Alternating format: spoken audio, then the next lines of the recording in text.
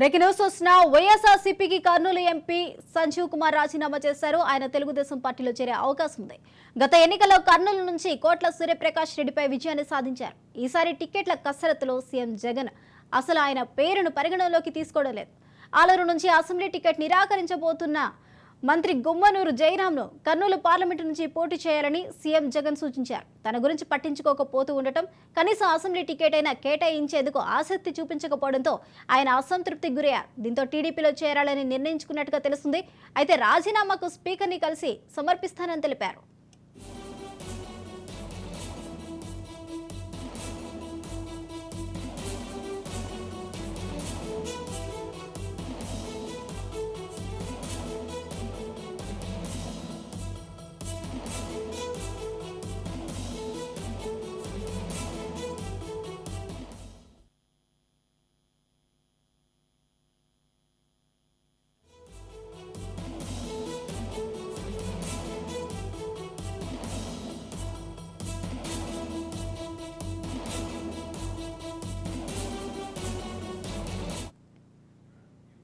Breaking news చూసిన వైఎస్ఆర్సీపీకి Kurnool MP Sanjeev Kumar రాజీనామా చేశారు. ఆయన తెలుగుదేశం పార్టీలో చేరే అవకాశాలు కనిపిస్తున్నాయి.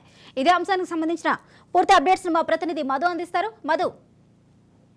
థ్యాంక్ యూ స్వప్న. అధికార వైసీపీలో వరుస రాజీనామాల పర్వం అయితే కొనసాగుతుందని చెప్పవచ్చు. అయితే కొందరు నేతలు తమకు టికెట్ రాదని తెలుసుకొని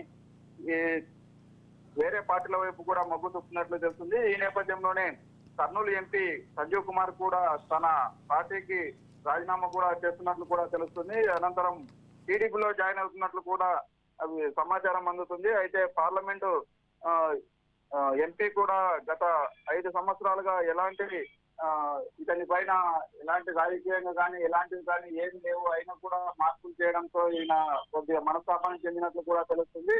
తనకు అప్పచెప్పిన విధులు ఖచ్చితంగా నిర్వహించారు, పార్టీ కోసం పూర్తిగా కష్టపడ్డారు. కానీ ఆలూరు నుంచి గుమ్మనూరు జయరాంను తీసుకొని కర్నూలు ఎంపీగా ఇన్ఛార్జ్ ఇస్తున్నట్లు కూడా తెలుసుకొని ఈయన పార్టీ మారే యోచనను కూడా తెలిసింది. వైసీపీ ప్రాథమిక సభ్యత్వానికి ఎంపీ రాజీనామా కూడా చేస్తున్నట్లు కూడా తెలుస్తుంది. అయితే వైసీపీని వీడాలని తన క్యాడర్ కూడా చెప్తున్నట్లు కూడా తెలుస్తుంది. అయితే వచ్చే వైసీపీ ప్రజల్లో నమ్మకం కోల్పోయింది. ఇప్పటికే అన్ని వర్గాల వారు రోడ్ల మీదకి వచ్చి ధర్నా చేస్తున్న పరిస్థితి అయితే నెలకొంది. వైసీపీలో కొనసాగితే మన మనుగడ కష్టమని కూడా చెప్పినట్టు చేస్తుంది. ఈ నేపథ్యంలోనే ఆలూరు నుంచి మంత్రి గుమ్మనూరు జయరాంను కర్నూలు పార్లమెంటు ఇన్ఛార్జిగా వైసీపీ నియమిస్తుందని తెలుస్తుంది.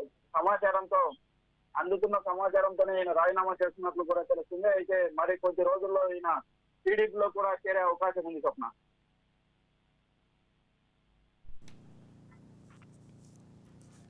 Thank you.